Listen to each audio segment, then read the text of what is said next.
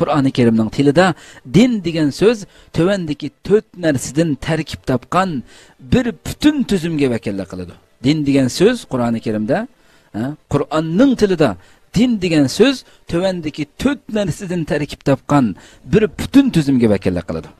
Birinci, ali hukuk ve yüksek hakimiyet. İkinci, yüksek hakimiyet aldıda baş egish ve itaat qilish. Üçüncü, mazkur yüksek hakimiyetning ta'sirida putib chiqadigan fikr ve amel tuzilmasi.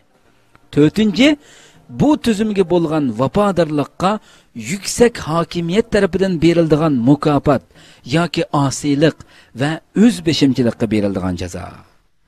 Qarindoshlar, bu nihoyat muhim, yig'inchoqlangan bir so'z bo'lganligi uchun. Peki bu anlamdaki demokrasi nedir kardeşler? Yani burada biliyorsunuz bizim için bizi ilgilendiren Allah'ın bu konuda vereceği hükümdür.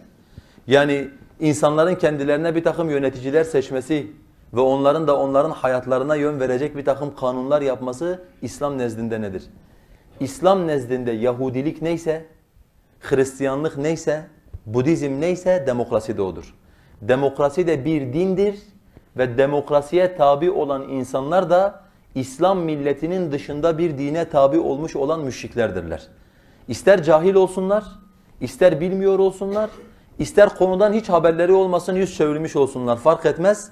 Nasıl ki Avrupa'da hiçbir şey duymadan Hristiyanlığa tabi olan bir insan, İslam milletinden başka bir millete tabi olduğu için bir müşriktir. Hakeza demokrasiye tabi olan bir insan da, onun hayat felsefesini hayatına tatbik eden, onun seçimlerine katılan bir insan da aynı şekilde müşriktir. Din, kimki Allah subhanahu ve taala tarafından bo'lgan hükümlerini kabul kılmasa, bu hükümlerge boysunmasa, ibadetten boş tortgan bo'ladi. Agar odamlar tarafından o'ylab chiqqan hükümge bu yo'llarga bo'ysunsa, ibodatni shu o'ylab chiqqan odamga qilayotgan bo'lib, shirk amali bo'ladi. Ibodatning biz bu turini aytib o'tganmiz, ammo bu haqda bir to'xtalib o'tishlikka. Agar kimda kim xalqlar ichida biror bir kishi o'zi xohlagan buyruqni, xohlagan hukmni tuzishlikka haqqim bor deb da'vo qilsa, halol qilishlik ixtiyori menda desa, bir narsani harom qilishlik ixtiyori menda desa, Alloh subhanahu va taolo tarafidan bo'lgan hukmni tashlab, bu o'zining haddidan o'tib, o'zini Rabb va iloh deb da'vo qilishlikdan boshqa emas, agarki so'z bilan aytmasa ham. Agar kimda kim xo'p bilib aytsin, xo'p bilmasdan aytsin.